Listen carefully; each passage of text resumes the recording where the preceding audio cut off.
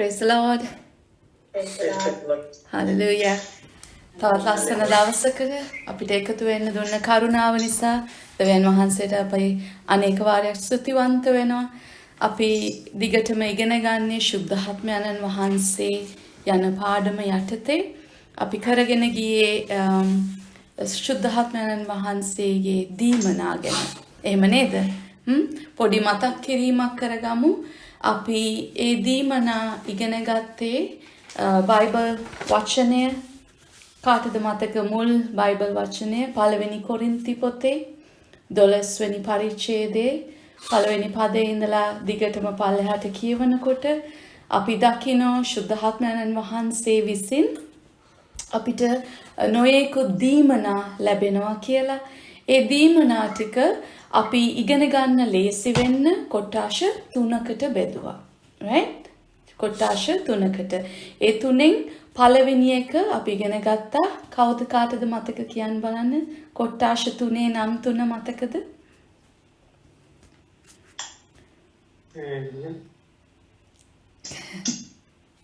කාලෙකට පස්සේ කරන නිසා මතක් කරගන්න ඕනේ. කොට්ටාෂ 3 නම අපි ගොනු කරපු එකක් එලිදරව්වේ දීමනා. එලිදරව්වේ දීමනා හැමතිස්සෙම ඔබගේ මනසට, ඔබගේ සිතුවිලි වලට ඒවා තමයි ටාගට් කරන්නේ. ඔබගේ යේසුස් වහන්සේ සිතන ආකාරයටම උන්වහන්සේ තුල තිබුණ සිතම අපිටත් දැන් ලැබෙන්න පුළුවන් කියන ඒ දීමනාව තමයි අපි විශ්වාස කරන්නේ. ඒ එලිදරව්වේ දීමනා යටතේ අපි දීමනා 3ක් ඉගෙන ගත්තා. ඒ දීමනා 3න් පළවෙනි එක ප්‍රඥාවේ වචනය, දෙවෙනි එක දැනගැනීමේ වචනය, තුන්වෙනි එක ආත්ම විමසීම. right? ප්‍රඥාව, දැනගැනීම, ආත්ම විමසීම. දැන් මේ තුන හොඳට තේරුණා කියලා මම විශ්වාස කරනවා. ඒ ගැන මොන හරි ප්‍රශ්නයක් තියෙනවා නම් ඔයගලන් ඉගෙන ගන්න වෙලාවේ මට මෙසේජ් කරන්න, නැත්නම් මට කෝල් එකක් දෙන්න. මොන හරි තේරුම් නැති සෙක්ෂන් එකක් තිබුණා නම් ආයෙ අපි ඒක ඉගෙන ගමු. මොකද මේක හරි ඉම්පෝටන්ට්. මේ අපේ මේ ජීවිතේ හරි ප්‍රායෝගික දෙයක් මේ ශුද්ධාත්ම දීමනා කියන එක. අපි මේ දීමනා තුල ජීවත් වෙන්න ඕනේ. අපි මේ දීමනා තුලින් අන් අයට ආශිර්වාදයක් වෙන්න ඕනේ. ඒක නිසා හොඳට මේක ඉගෙන ගන්න. ඒ වගේම අපි තවත් කොටාශයක් ඉගෙන ගත්තා බලයේ දීමනා කියලා. බලයේ දීමනා. දැන් බලයේ දීමනා වලට අපි ඉගෙන ගත්තා මේක ක්‍රියාවලි තියෙන්න ඕනේ. අපේ ක්‍රියාව අඩංගු වෙනවා. අපේ ක්‍රියාව තමයි, අපේ ඇක්ෂන් එක තමයි ටාගට් කරන්නේ.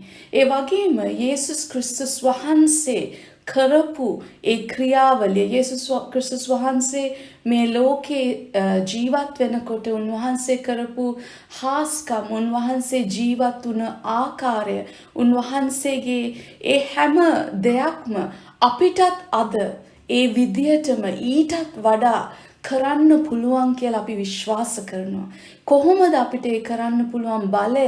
ඒ බලය ඇවිල්ලා ශුද්ධාත්මයන්න් වහන්සේ අපිට දෙන්නා වූ මේ දීමනා තුලින් තමයි අපිට පුළුවන් යේසුස් වහන්සේ වගේම ක්‍රියාත්මක වෙන්න. හalleluya. දැන් තුන්වෙනි කොටාෂය දිරිගැන්වීමේ දීමනා. ඒක අද අපි බලන්නේ දිරිගැන්වීමේ දීමනා. අපි කිව්වා නිතරම ඔබේ කටහඬ ඔබ කතා කරන්න අවශ්‍යයි. ඔබේ වචන පාවිච්චි කරන්න අවශ්‍යයි. ඒ දිරිගැන්වීමේ දීමනාවලින් අපි ටාගට් කරන්නේ ඔබගේ වචනය. ඒ වගේම අපි බලාපොරොත්තු වෙන්නේ යේසුස් ක්‍රිස්තුස් වහන්සේ කතා කරපු විලාසයෙන්, යේසුස් ක්‍රිස්තුස් වහන්සේගේ කතා කරන ඒ වචන පාවිච්චි කරපු ආකාරයෙන්ම අදත් අපි ජයග්‍රාහී ජීවිතයක් ගත කරන්න තමයි අපේ ටාගට් එක, අපේ බලාපොරොත්තුව. දැන් අද අපි බලන්න යන්නේ, අපි පළවෙනි එක ඉවර කරා. Gifts of Revelation, එලිදරව් අපි ඉවර කරා. අද අපි බලන්න යනවා බලයේ දීමනා ගැන. බලයේ දීමනා, the gifts of power. The gifts of power. දැන් කාට හරි මතකද මේ බලයේ දීමනාවලට අඩංගු වෙන දීමනා තුන මොකක්ද කියලා.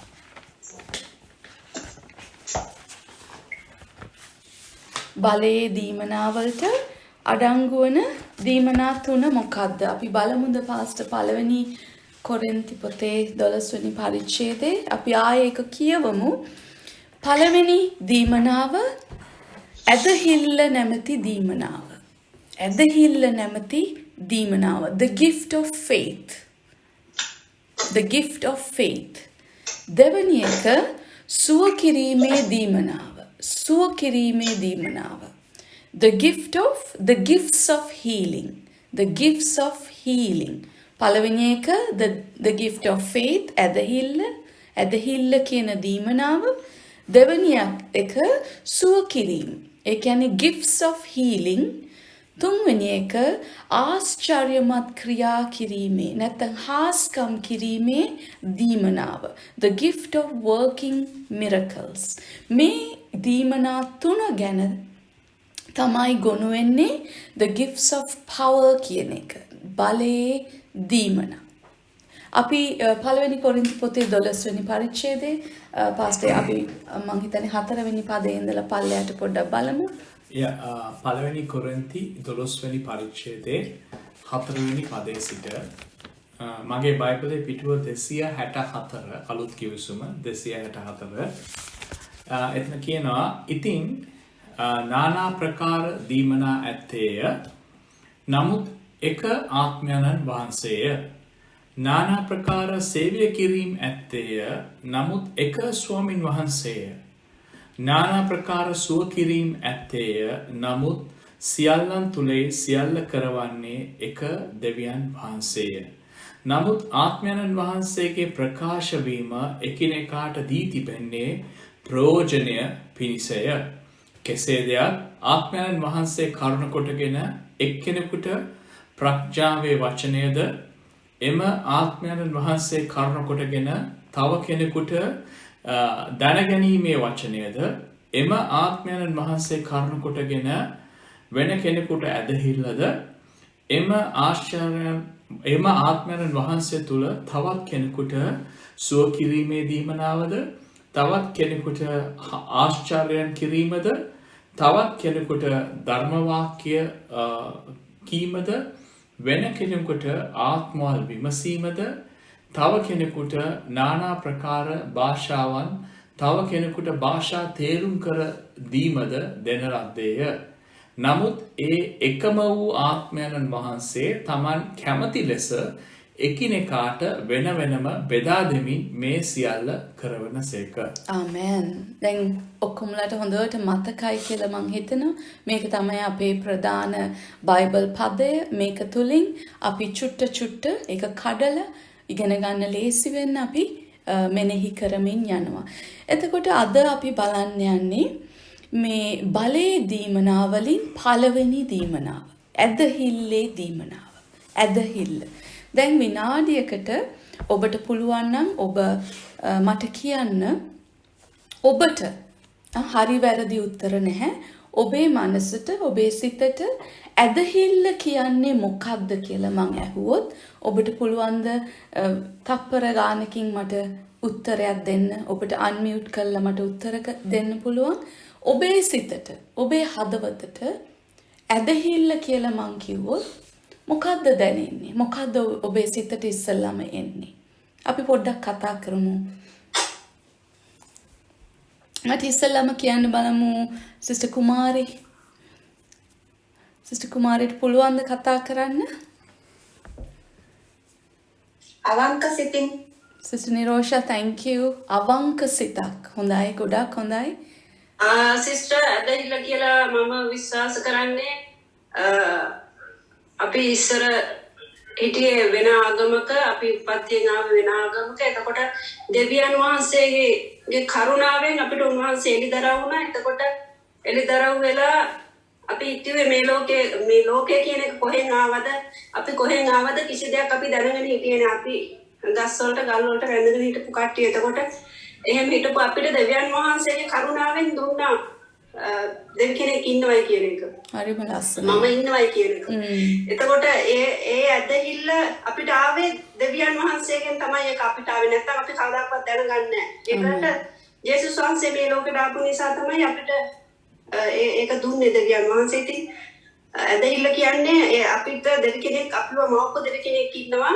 ඒ දෙවියන් වහන්සේ අර ඒක මුලත් එක්කලා අපිට ආදාමේව කරපු පාපයෙන් අපිට මරණය සදාකාලික මරණයකට නියමුණා. මරණයෙන් පස්සේ පායට නියම වෙන්න තිබ්බා. ඊට පස්සේ ඒක කරෙත් දෙවියන් වහන්සේ ඒක නැවත අයින් කරෙත් දෙවියන් වහන්සේ. එතකොට උන්වහන්සේ අපිට දුන්න සදාකාල ජීවනය කරේ තමයි ඇදහිල්ලෙන් බලාපොරොත්තු උන්වහන්සේගේ වචනට අනුව ජීවත් වෙන තමයි මගේ ඇදහිල්ල. Okay, amen. Thank you, Sister Kumari. Sister Cynthia මොකද හිතන්නේ? ඇදහිල්ල කියලා කිව්වම සිස්ටර්ට ඉස්සලාම හදවතට එන මේ සිතුවිල්ල මොකක්ද? දෙවියන් වහන්සේ විශ්වාස කරනවා. දෙවියන් වහන්සේව විශ්වාස කරන එක බොහොම හොඳයි. Thank you, sister. විශ්වාස කරනවා. අපේ පාපය ගලවලා අපිව දැන් මේ තත්ත්වෙ ඉන්නේ දෙවියන් වහන්සේින්ද අපිට හැමදේම ලැබුණේ දෙවියන් වහන්සේින්ද කියලා. Amen. Thank you, sister. Uncle Sunil මොකද හිතන්නේ? නිකන් හිතට එන දේ විතරයි. මම අර ඒක ඇදහිල්ල ඇත්තට මොනවාද මේකේ මාතෘකාව එහෙම ගොඩක් ඕනේ නැහැ. මොකද්ද හිතට හැඟෙන සිතට එන සිතුවිල්ල? මම කියන්නේ මේ ඇදහිල්ල කියන්නේ මේ ස්ථිරවම සිදුවෙන බව විශ්වාසයි. Amen. Amen. බොහොම හොඳයි. Thank you, uncles. Sister Lankat අපිත් එක්ක join වෙලා ඉන්නව කතා කරන්න පුළුවන්ද දන්නේ නැහැ මගද දන්නේ. පුළුවන් නම් sisterට කියන්න පුළුවන්. පුළුවන් sister යමක් හෝ යම් දෙයක් ගැන තියෙන පූර්ණ විශ්වාසය. Amen. Amen. පූර්ණ විශ්වාසය. බොහොම හොඳයි. ගොඩක් වෙලාවට ක්‍රිස්තියානි දරුවෙක් වුණාම ඔබ ක්‍රිස්තියානි පවුලකට අයිති වුණාම මේ ඇදහිල්ල කියන වචනය අපිට නිතර ඇහෙනවා. නිතරම ප්‍රීච් කරන එකක්, නිතර මේ ගැන උගන්වන එකක්. නමුත් ඇදහිල්ල කියන දේ හරි විශාල මේ it's a big study. ලොකු මාතෘකාවක්. ඇදහිල්ල කියන දේ විශාල මාතෘකාවක්. ඒකේ නොඑක ආකාර දේවල් තියෙනවා. ඒක නිසා සමහර විට මේ ක්‍රිස්තියානි ධර්මයට නැත්නම් මේ දේව දරුවෙක් අලුතෙන් මේ දේ ඉගෙන ගන්නකොට ගොඩක් වෙලාවට ටිකක් කන්ෆියුස් වෙන තැන් තියෙනවා ඇදහිල්ල ගැන. දැන් මම අහුවොත් විශ්වාසය කියන එකයි ඇදහිල්ල කියන වචනේ දෙක එක හා සමානද? විශ්වාසය කියන වචනය ඇදහිල්ල කියන වචනේ එකමද? විශ්වාසය කියන එක ඉතින් මේ ලෞකික වශයෙන් තියෙන්න පුළුවන්. ඇදහිල්ල කියන එක මේ ආත්මික වශයෙන් තිබෙන විශ්වාසය. ගොඩක් හොඳයි. එතකොට අංකල් මම ඇදහිල්ල ගැන විශ්වාසය ගැන කල්පනා කරනකොට මට මෙහෙම එකක් සිතුවිල්ලක් ආවා. විශ්වාසය ඒක තේරුම් ගන්න ලේසි වෙන්න විශ්වාසය කියන්නේ it's the noun නාම වචනය ක්‍රියාපදයේ නාම වචනය කියලා මතකනේ කුමාර රචනය මතකනේ කට්ටියට දැන් belief ඒ කියන්නේ විශ්වාසය කියන්නේ නාමපදයක් ඇදහිල්ල කියන්නේ ඒකේ ක්‍රියාපදය. ඒක ඔයගලන්ට තේරුණාද? ඒක තමයි මට ලේසියෙන්ම ඒක තේරුම් කරලා දෙන්න පුළුවන්. ඒකේ මූල ධර්මය එකයි. ඇදහිල්ල කියන්නේ ඒ ක්‍රියාවට නැංවීම. ඔව් ඒ කියන්නේ belief කියන්නේ විශ්වාසය කියන එක නාමපදයක්. ඇදහිල්ල කියන්නේ ඒක ක්‍රියාවට නැංවීම. ඔබ විශ්වාස කරන දේ ක්‍රියාවකට නැංවීම තමයි ඇදහිල්ල කියන්නේ. උදාහරණයක් හැටියට ඔබ විශ්වාස කරනවා ඇති ඔබ මුදල් දීලා ෆ්ලයිට් මේ බ්‍රිටිෂ් එයාර්වේස් එකේ ටිකට් එකක් ගත්තොත් ලංකාවට යන්න ඔබව ඒ බ්‍රිටිෂ් එයාර්වේස් ඒ ෆ්ලයිට් එකේ පයිලට් එයාට ස්කිල් එක තියෙනවා ඔබව සේෆ්ලි ලංකාවට ගෙනියන්න.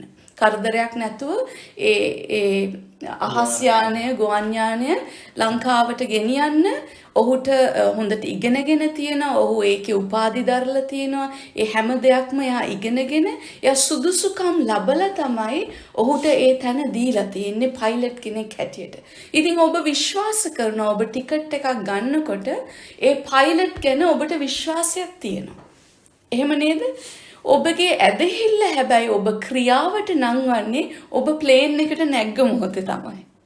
ප්ලේන් එකට නැගලා දොර වහනකොටත් තාම විශ්වාසය අර ප්ලේන් එකට උඩට නැග්ගට පස්සේ තමයි ඇත්තටම ඔබගේ ඇදහිල්ල තියෙන්නේ. එහෙම නේද?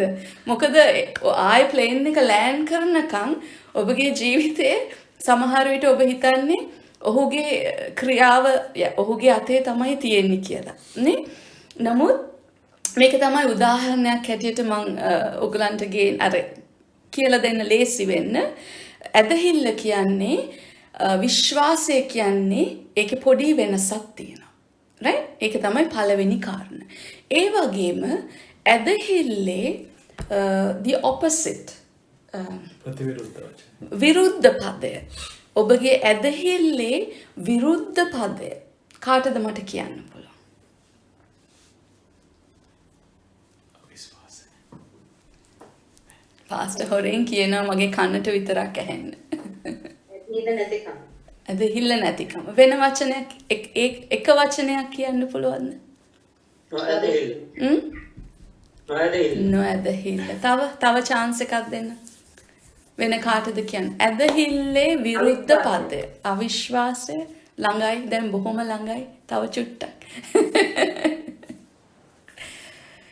ඇදහිල්ලේ පාස්ටර් මගේ කනට හොරෙන් කියනවා.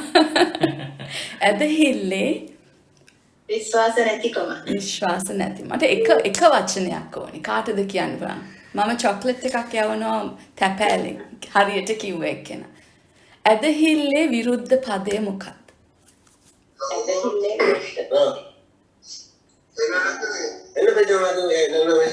sorry sister නිරෝෂ මම ඔයාව mute කරනවා.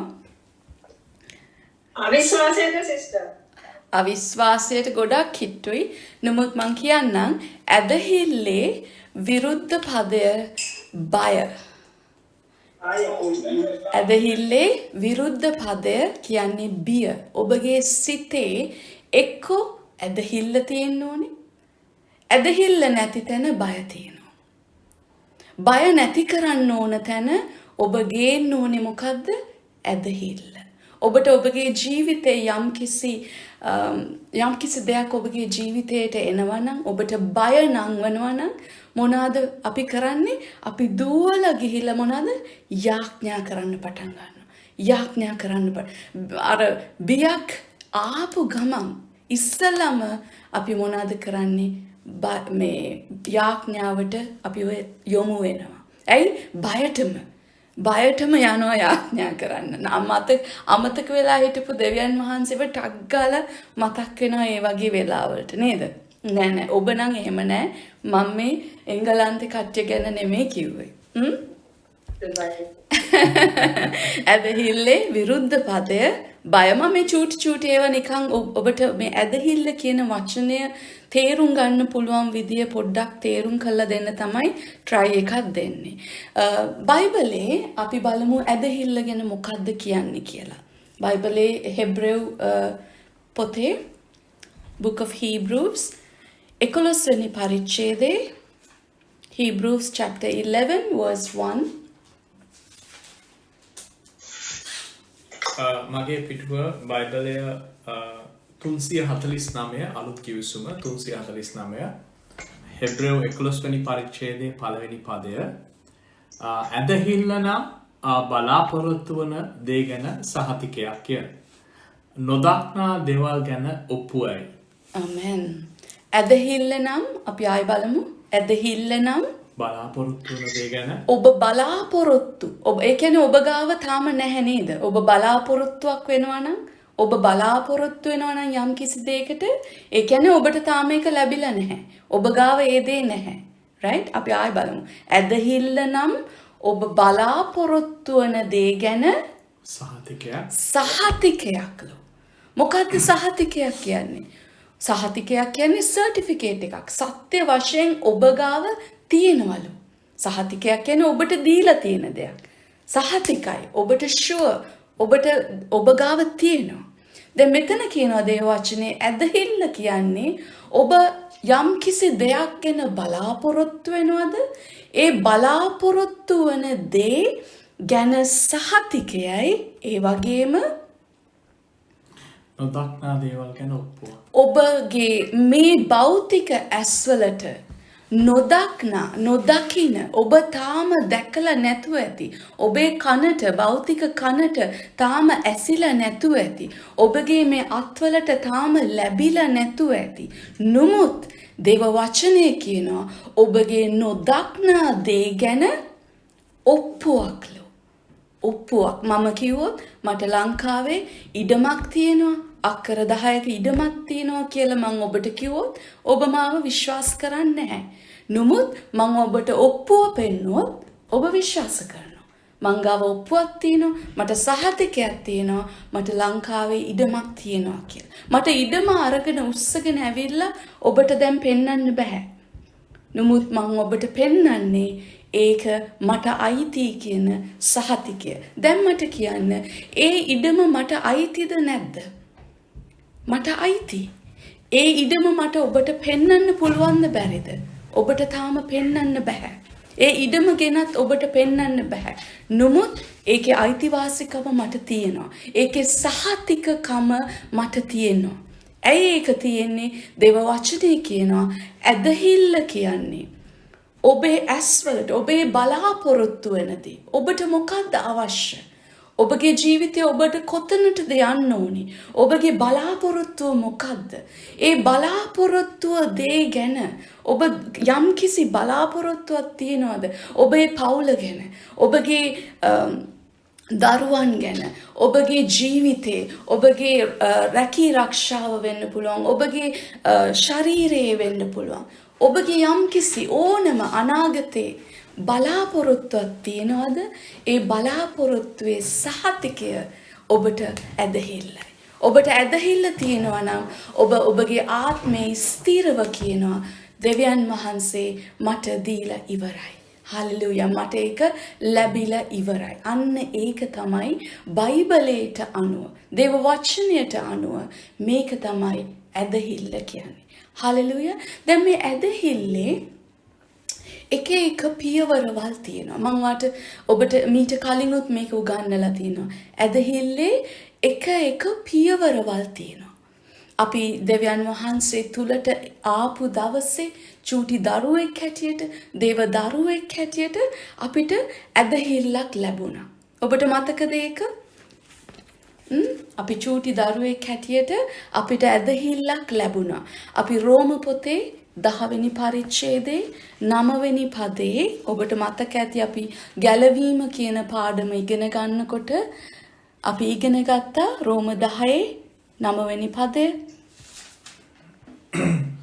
කියවන්න? Yes please. මගේ පිටුව අලුත් කිවිසුම 241 රෝම පොතේ 10 වෙනි පරිච්ඡේදයේ 9 වෙනි පදය. කුමක්කෙයින්ද යේසුස් වහන්සේ ස්වාමින් වහන්සේයි නුඹේ මුඛයෙන් ප්‍රකාශ කරන්න වූ නම් දෙවියන් වහන්සේ විසින් උන්වහන්සේව මලවුන්ගෙන් නැකිටූ බව සිතින් අදහන් වූ නම් නුඹ ගලවනු ලබන්හුය. ආමෙන්. සිතින් ඔබ අදහන සිස්ටර් කුමාරි අද අපිට කිව්වා දැන් ටිකකට ඉස්සෙල්ලා අපිට මේ ඇදහිල්ල දෙන්නේ දෙවියන් වහන්සේ කියලා. දෙවියන් වහන්සේ දුන්නේ නැත්තම් අපි උන්වහන්සේව විශ්වාස කරන්නේ. ඒක සත්‍යයක්. ඒක ඇත්ත. දෙවියන් වහන්සේ තමයි අපිට මේක දුන්නේ. අපි කොතනද ඒක බැලුවේ? රෝම පොතේ 12 වෙනි පරිච්ඡේදයේ 3 වෙනි පදය බලමුද? රෝම පොතේ 12 වෙනි පරිච්ඡේදයේ 3 වෙනි පදය. රෝම 12 වෙනි පරිච්ඡේදයේ 3 වෙනි පදය පිටුව 244.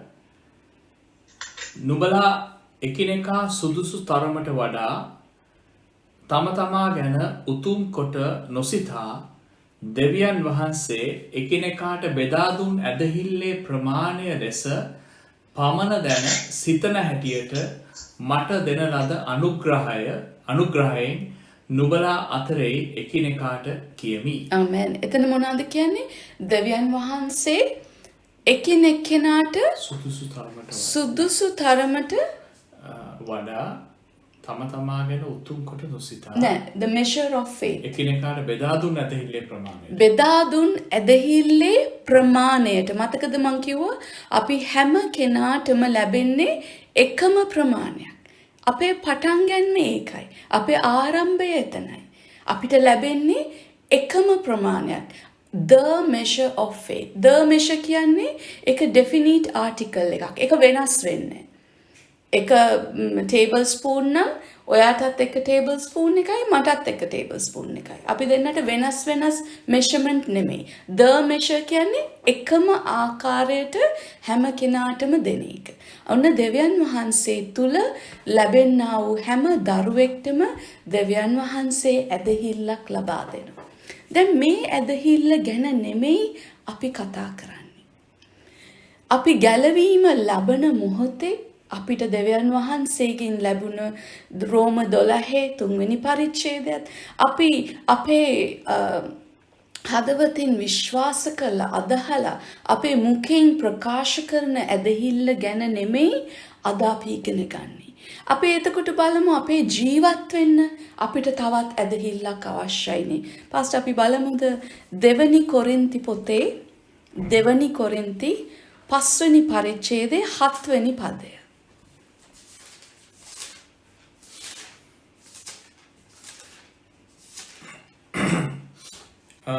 දෙවනි කොරින්ති 5වෙනි පරිච්ඡේදයේ 7වෙනි පදය මගේ පිටුව 276 අලුත් කිවිසුම මක්නිසාද අප හැසිරෙන්නේ පෙනීමෙන් නොව ඇදහීමෙන්ය.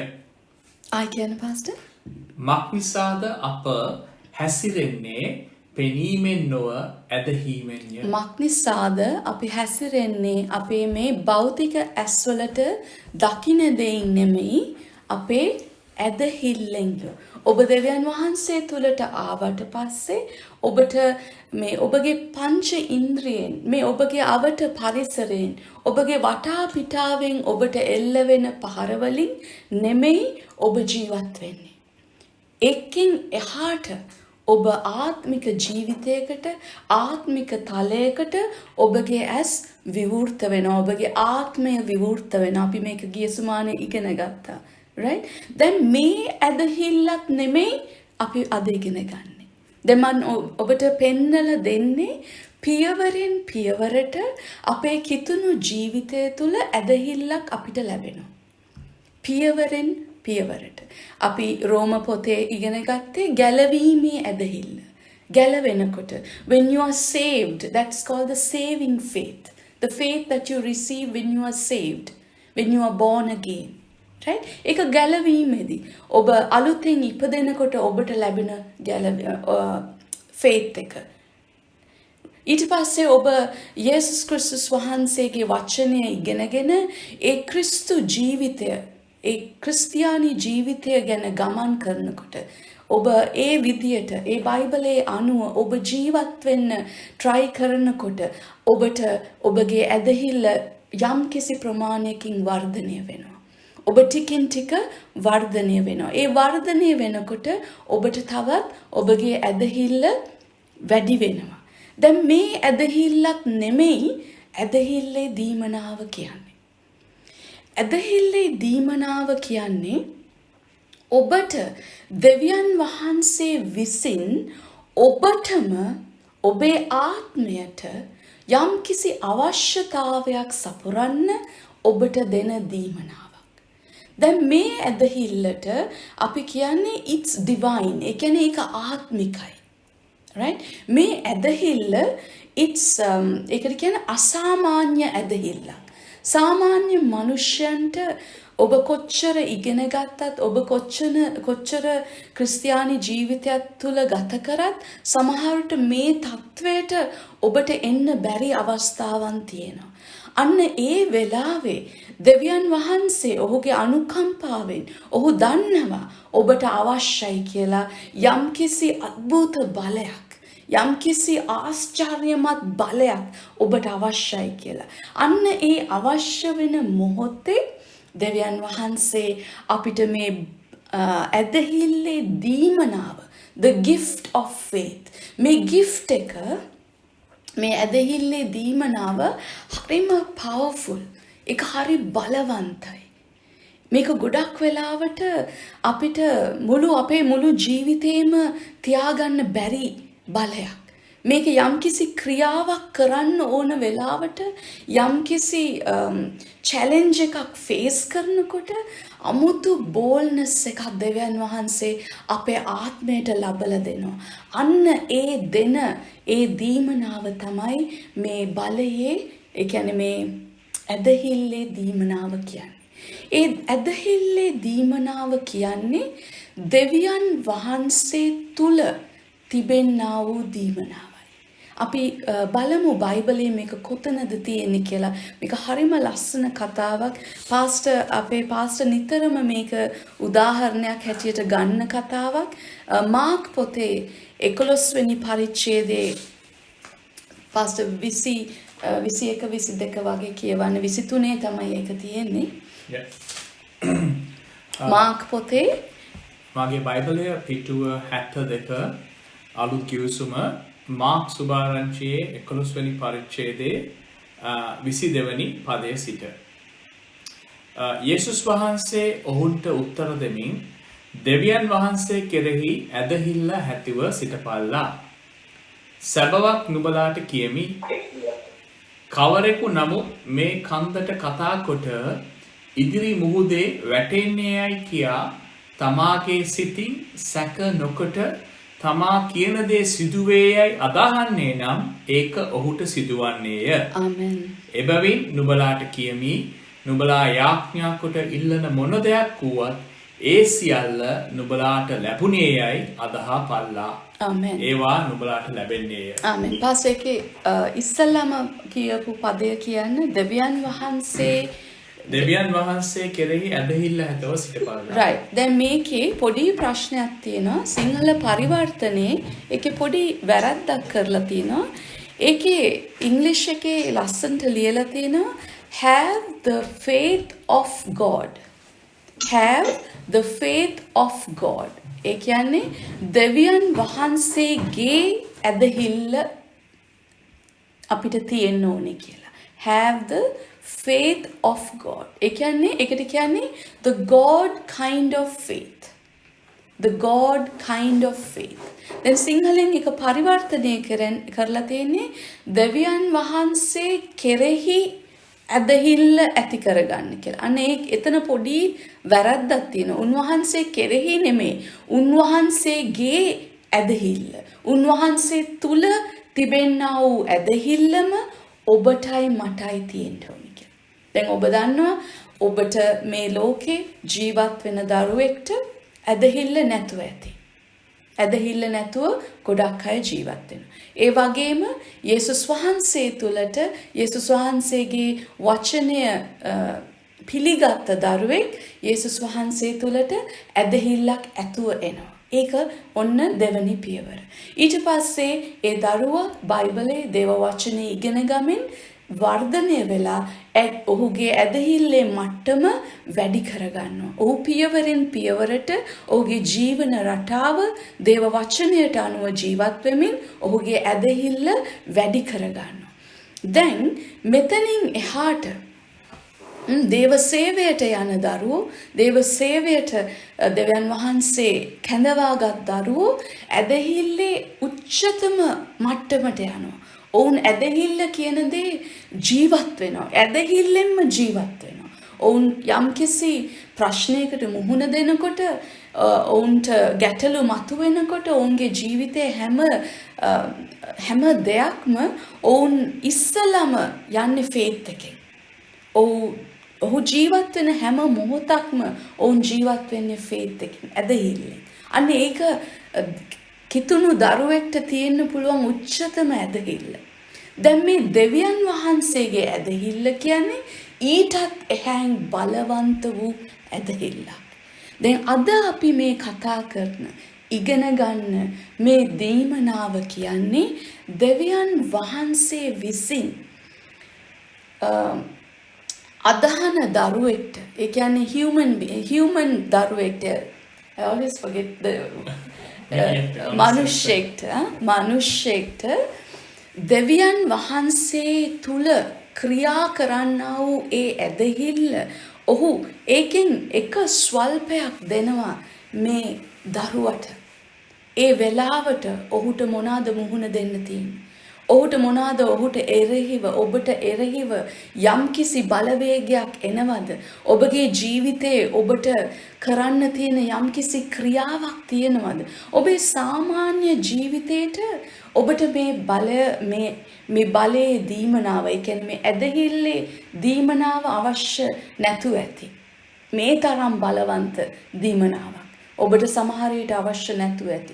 නමුත් ඔබ දේව දරුවෙක් නම්, ඔබ යම්කිසි මට්ටමකට වර්ධනය වෙලා පරිණත වුණාට පස්සේ ඔබට මේ දේ අවශ්‍යයි.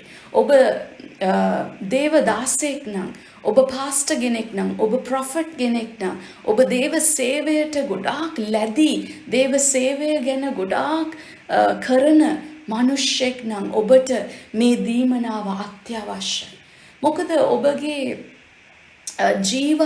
ඔබගේ ජීවිතේ අවට ඉන්න සෙනඟ, ඔබගේ පවුලේ සමහර විට දෙවියන් වහන්සේව තාම පිළිගත්ත නැති අපේ පවුලේ කට්ටිය ඉන්නවා. යේසුස් ක්‍රිස්තුස් වහන්සේව විශ්වාස නොකරන අපේ යාළුවෝ ඉන්නවා. අපිට මිතුරෝ ඉන්නවා. අපි වැඩ කරන, සේවය කරන අපේ අවට ගොඩාක් දරුවෝ ඉන්නවා. මේ දරුවන්ගේ ජීවිත වෙනස් කරන්න පුළුවන් බලය ඔබ තුල ක්‍රියා කරන්න ඕන නම් ඔබට මේ දීමනාව අවශ්‍යයි. ඔබ තුලින් දෙවියන් වහන්සේ මේ ක්‍රියා කරනකොට ඔබ තුල දෙවියන් වහන්සේ ක්‍රියා කරනවා කියලා ඔබ සාක්ෂි දරන්න ඕන. ඒක ස්ථිර කරන්න ඕන. ඔබ බලාපොරොත්තු වෙන දේ ඔබගේ ජීවිතයට ඔබ ස්ථිර කරන්න ඕන නම් ඔබට මේ බලයේ දීමනාව, ඒ කියන්නේ ඇදහිල්ලේ දීමනාව අවශ්‍යයි. දැන් අපි බලමු දේව වචනේ හැටියට මොකද්ද දෙවියන් වහන්සේගේ ඇදහිල්ල? දේව වචනේ හැටියට මොකද්ද දෙවියන් වහන්සේගේ ඇදහිල්ල කියන්නේ? රෝම පොතේ 4 වෙනි පරිච්ඡේදයේ 17 වෙනි පදය. රෝම පොතේ 4 වෙනි පරිච්ඡේදයේ 17, Romans chapter 4 verse 17. ඊට කලින් සමහර විට පොඩ්ඩක් කියවන්න වෙයි පාස්ටර්. ඒක තේරුම් ගන්න.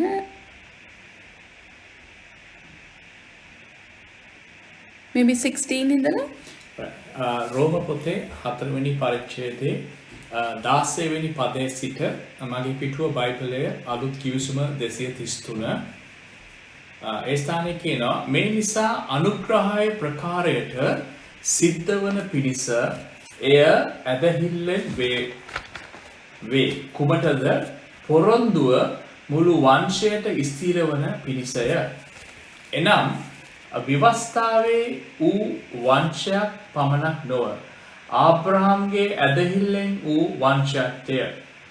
නුඹ බොහෝ ජාතීන්ට පියකු කළමියයි ලියා තිබෙන ලෙස ආබ්‍රහම් තමා විශ්වාස කළා වූ මලවුන් ජීවත් කරන්නා වූ නැතිදේ ඇතිමෙන් සඳහන් කරන්නා වූ දෙවියන් වහන්සේ ඉදිරියේ අප සියල්ලන්ගේ පියාණෝය. ආමෙන්.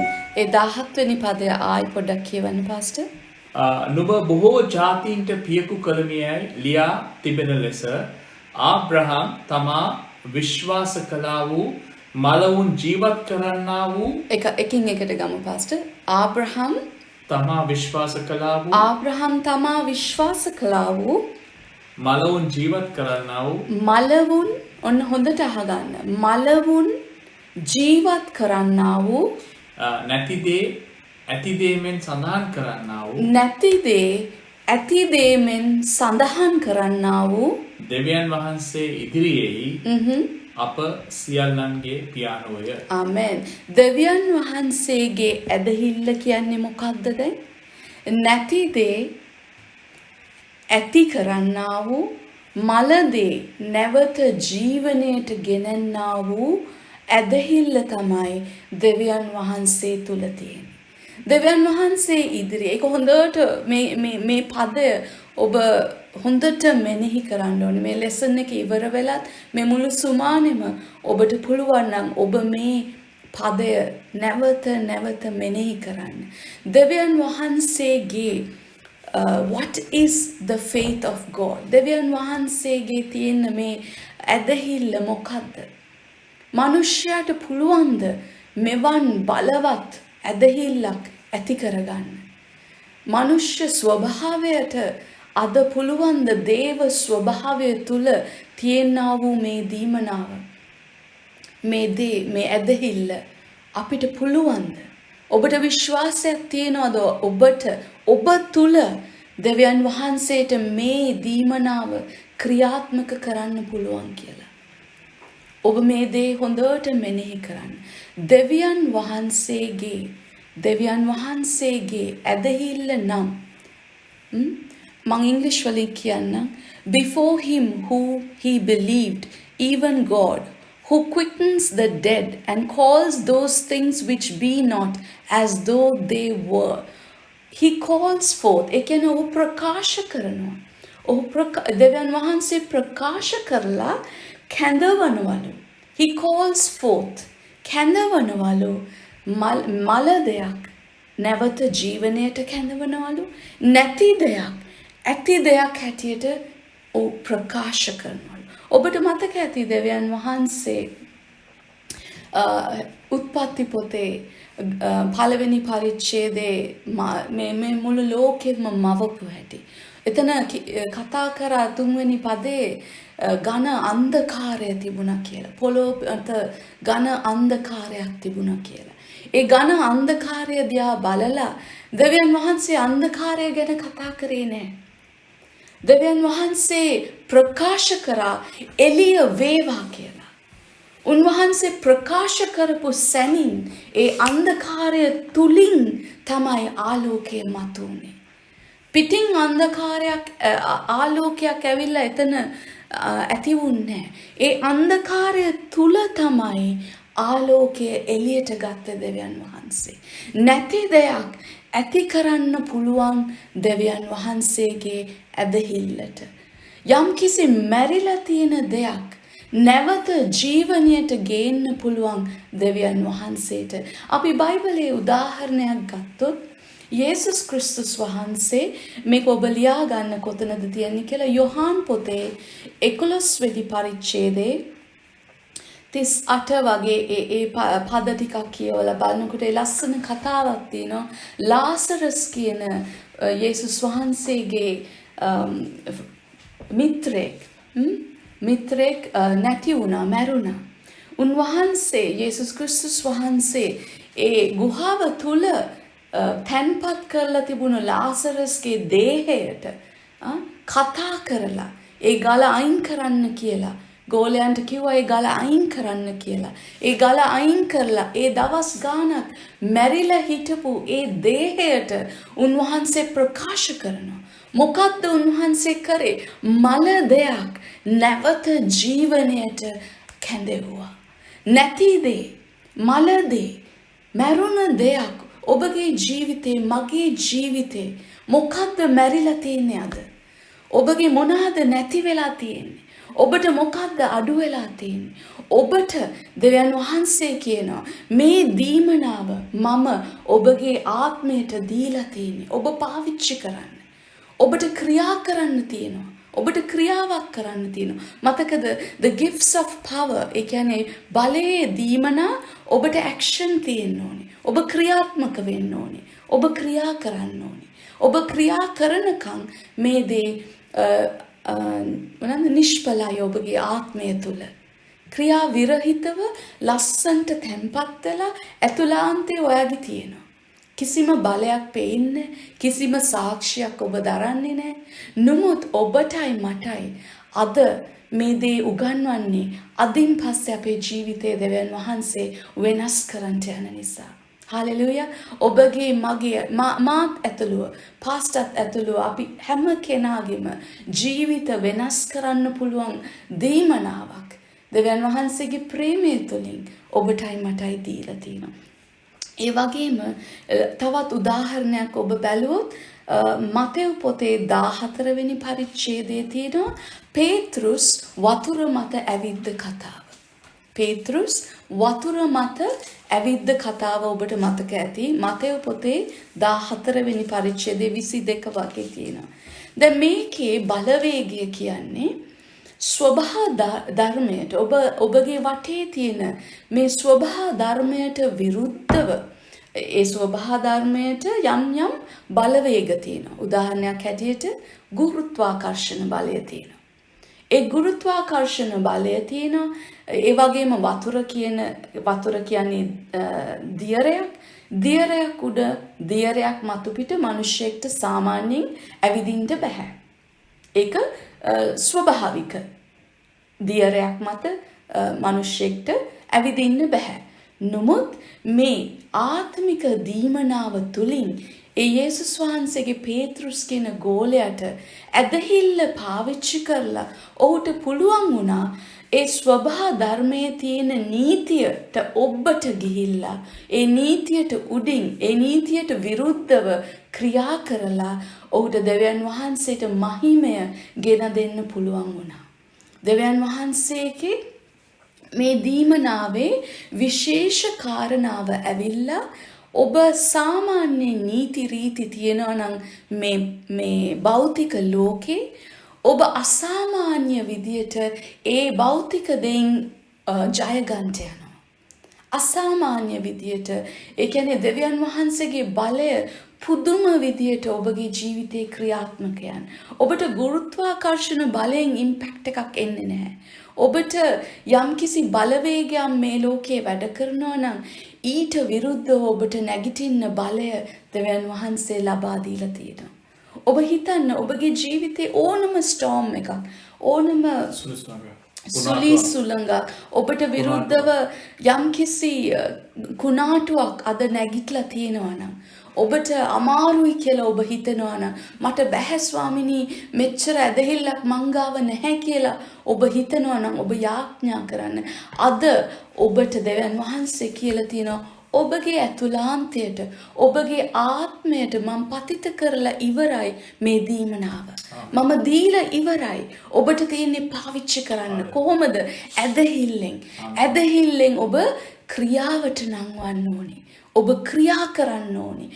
you have to take a step.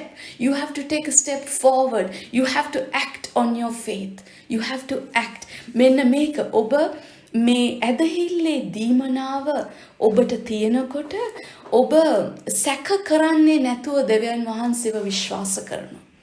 ඔබට බියක් නැතුව ඔබ දෙවියන් වහන්සේව විශ්වාස කරනවා. ඔබ බිය සහ සැකය කියන මේ ආත්ම පරාජය කරන්න ඔබට මේ ධෛර්යයක් එනවා. ඔබට ශක්තියක් එනවා. ඔබට බලයක් එනවා. හලෙලුයා. මේ දේ තමයි මේ ගිෆ්ට් එක මේ දීමනාව ඔබගේ ජීවිතේ ඔබගේ පවුලේ ජීවිතයට ඒ වගේම දෙවියන් ක්‍රිස්තුස් වහන්සේගේ ශරීරයට ඔබගේ සභාවට ඔබගේ සභාව එක තලයකින් අලුත් තලයකට උසස් තලයකට ඉහළ තලයකට ඔබව ගෙනියන්න ඕන නම් ඔබගේ සභාව නැගිටවන්න ඕන නම් දෙවියන් වහන්සේගේ මේ දීමනාව ඒ සභාවේ ඉන්න දරුවන් තුල ක්‍රියාත්මක වෙන්න ඕනේ. ඒ දරුවන් තුල ක්‍රියාත්මක වෙනකොට දෙවියන් වහන්සේගේ නම ඔසවනකොට ඔබ ස්වභාව ධර්මයට විරුද්ධව ඔබගේ පරිසරයට විරුද්ධව මේ යක්ෂ බලවේගවලට විරුද්ධව ඔබගේ භෞතික ජීවිතේ හැම දෙයකටම විරුද්ධව ඔබ නැගී සිටිනකොට ඔබ ඇදහිල්ලෙන් හිටගන්නකොට ඔබ ක්‍රියාත්මක වෙන්නකොට දෙවියන් වහන්සේගේ නාමය ගෞරවයට පත් වෙනවා. යේසුස් ක්‍රිස්තුස් වහන්සේගේ නාමය අන්‍ය ජාතීන් වෙතට ඔවුන්ගේ කනට ඇහෙන්න යනවා. මේ වගේ බලවන්ත දේවල් මෙතන වෙනවා. මේ ජීවිතේ වෙනවා. ඔබත් ගිහිල්ලා බලන්න මොකද්ද වෙන්නේ කියලා. ඔබත් අදහලා බලන්න යේසුස් වහන්සේගේ නාමය ඔබගේ ජීවිතයත් අද වෙනස් වෙනවා කියලා. හලෙලුයා. මම විශ්වාස කරනවා ඔබට තේරුණා කියලා. මම මෙතනින් අද නවත්තන්නම්. මොකද අපි සුව කිරීමේ දීමනාව ගැනත් ආශ්චර්ය කිරීමේ දීමනාව ගැනත් next week Tuesday Thursday දෙකේම මම කරන්න යනවා. ඒක අපි ආයි ඉගෙන ගමු. අද අපි මොහොතක් අරගෙන අපි යාඥා කරමු. අපි විශ්වාස කරමු දෙවියන් වහන්සේ අපිට දුන්න මේ කාලය නිසා අපි උන්වහන්සේට ස්තුතිවන්ත වෙමු. ඔබට පුළුවන් නම් ඔබේ ඇස් වසාගෙන ඔබේ දෑත් ඔසවමින් උන්වහන්සේට ගෞරව කරමින් උන්වහන්සේ දී තිබෙන්නා වූ මේ දීමනාව ගැන මේ වචනය ගැන අපි ස්තුතිවන්ත වෙමු උන්වහන්සේට. ස්තුති ස්වාමිනේ.